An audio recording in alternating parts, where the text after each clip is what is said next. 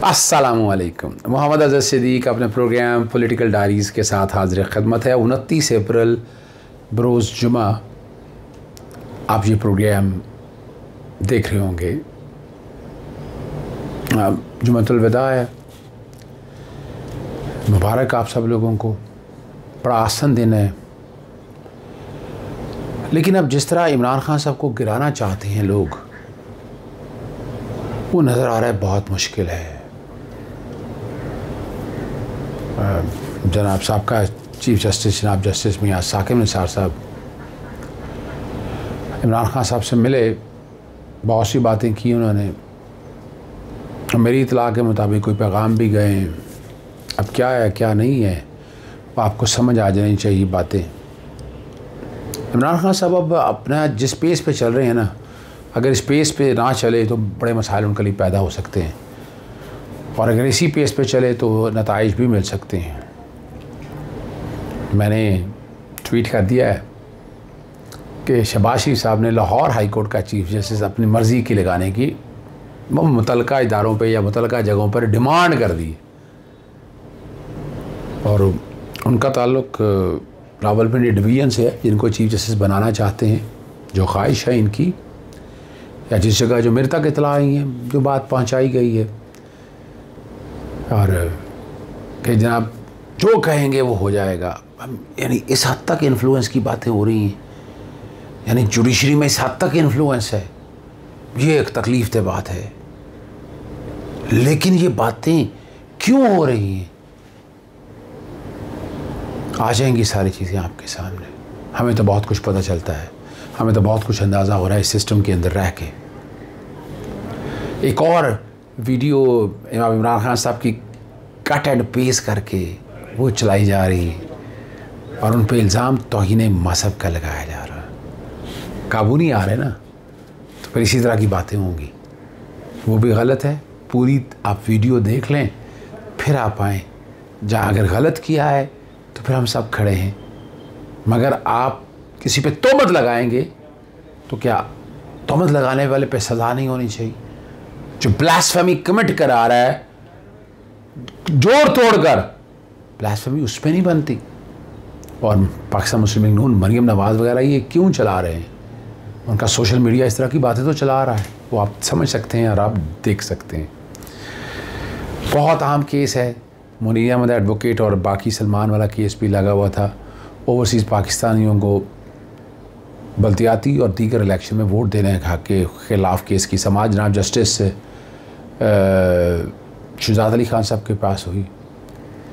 मैं पेश हुआ और दूसरे काउंसिल भी पेश हुए।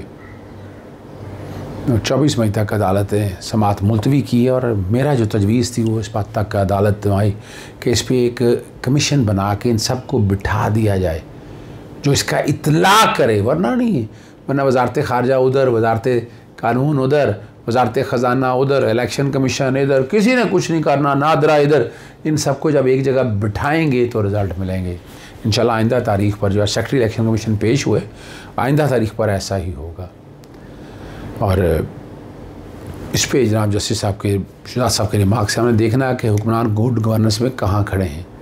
अदालत ने ओवरसीज़ को वोट का हक़ देने के बारे में और इलेक्शन कमीशन से तफसीलात तलब की थी।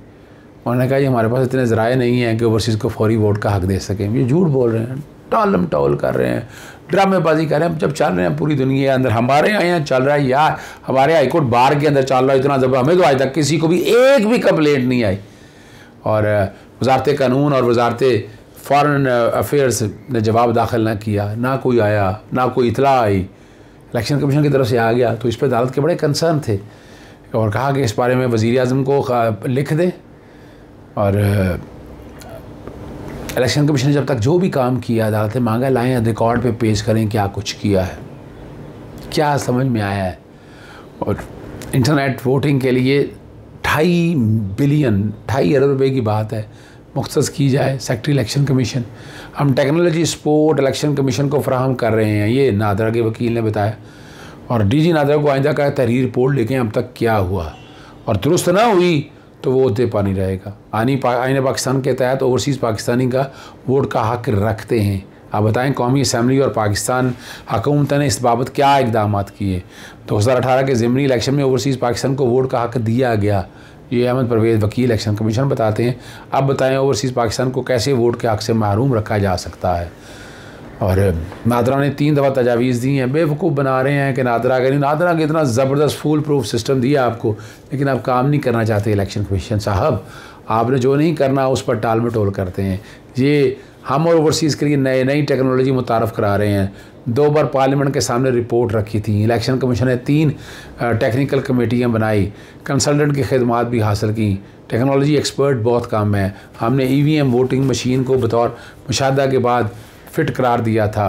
आप IT वजारत और नादरा से मिलकर इस बारे में क्या तजवीज़ मुराद की हैं? अदालत ने पूछा। हम अदालत में तजवीज़ पेश करने को तैयार हैं।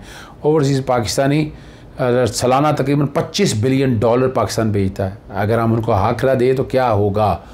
वजारत ओवरसीज़ की तरफ से कोई पेश नहीं हुआ। लगता है ओवरसीज़ वजारत को तो इस काम से कोई दिलचस्पी नहीं है। जैसे शुजात अली शाह खान साहब की दिमाग है, अहम नोयत का मामला मगर कुछ संजीदा नहीं है। और इलेक्शन कमीशन के सेक्रेटरी जो है उमर अमीन जो है ना, अदालत में वो जवाब जमा करवाया। ये टेक्निकल रिपोर्ट्स और इधर उधर की बातें वो सारे लगे हुए हैं, लेकिन अदालत ने जो सीरियस सवाल उठाए हैं ना, और वो इश्यूज़ हैं, टेक्नोलॉजी में इशू हैं, ठीक है ना जी। और बैरूनी पाकिस्तान का हक़ तस्लीम किया अदालत ने। ये वो हक़ है जो उन्हें आइन देता है वोट डालने का। आइन को तफसीली से, अदालत को तफसीली से तसल्ली बख्श जवाब दिया जाए। अब तक कुछ ज़ुबानी खर्च हुआ है। एडिशनल अटॉर्नी जनरल ने जवाब से पता चला है कि मरकज़ी इदारे कुछ नहीं कर रहे, वजारत कानून और ये सारी बातें जो है ना, आप यहाँ से आप अंदाज़ा लगाएं। इलेक्शन अपना सुप्रीम जो हमारा हाई कोर्ट है वो कितना कंसर्न है, ओवरसीज़ को वोट देना चाहता है। टेक्नोलॉजी भी आए, वोट भी डाले, इधर उधर की बातें अब नहीं शायद चल पाएंगी। अब इस पर नफाज होगा और अदालत के पास इख्तियार है इलेक्शन कमीशन को इस तरह की हदायत जारी करने का। चलते हैं अगले केस की तरफ। मुराद सईद ने इस्लामाबाद हाई कोर्ट के में जो मोहसिन बेग का मुकदमा खारिज हुआ उसके ख़िलाफ़ इंट्रा कोर्ट अपील दायर कर दी है। 8 अप्रैल के हुक्मनामे के ज़रिए मोहसिन बेग के ख़िलाफ़ FIR को मनसूख कर दिया। ने कानूनी हुक्म के ज़रिए मुद्दा इलाम की दायर पटिशन की इजाज़त दी और FIR को कलअदम करार दे दिया। अपील करना को ना तो नोटिस जारी किया, ना ही सिंगल जज की बयान अपना नुक्ता नज़र बयान करने को। आर्टिकल 10A की तो वायलेशन है, पेश होने का हक़ है। बग़ैर सिंगल बेंच ने FIR को मनसूख करने की रजामंदी ज़ाहिर की। 8 अप्रैल को गैर कानूनी और गैर कानूनी अमल किया। सिंगल बेंच ने इस हकीकत को नज़र नहीं रखा कि जब भी FIR को मनसूख करने के हवाले से कोई रेट पटिशन दायर की जाती है, शिकायत करंदा को जवाब देने के लिए मोहलत दी जाती है। नोटिस देना और समाअत का मौका फराहम करना ये ज़रूरी है दरख्वास्त में। सिंगल जज अपने अपील करंदा को बगैर सुने रेट पटिशन का फ़ैसला नहीं कर सकते हैं। अदालत का दायरा इख्तियार था कि इस तरह का फ़ैसला करेंगे जिससे हुक्म इम्तना में पायदारी ना हो। दरख्वास्त में Mohsin Baig DG FIA, director cyber crime, incharge cyber crime, SHO थाना मारगला और रियासत को फ़रीक बनाया गया है। लाहौर हाई कोर्ट के सेक्रेटरी आज हम अदालत में आपको बताया था प्रिविलेज मोशन के हवाले से मामला चल रहा था। IG को बुलाया था, IG से जवाब मांगे थे, उसको IG ने चैलेंज कर दिया। जैसे शुजात अली खान साहब की कोर्ट में आज सेक्रेटरी इलेक्शन कमीशन, सुबह इलेक्शन कमीशन ने आना था और लेकिन नातुल्लाह लक साहब को उठा लिया गया रास्ते में से। और इसी तरह अमीर भट्टी साहब मोहम्मद खान भट्टी साहब को गिरफ़्तारी के लिए पुरानी तानखली की SHO एहलकारों समेत GPO चौक पहुँच गए। बहुत बड़ी तादाद थी, ठीक है ना जी। और जहाँ जहाँ पेश होना उसके गिर्द गिर्द फिरते रहे, गैर कानूनी तौर पर गिरफ़्तार करने की कोशिश की तो अदालत को आगाह किया गया। फिर बाकायदा प्रोटेक्टिव बेल दायर की गई और सारी चीज़ें जो है ना आपके सामने मैंने रख दी हैं।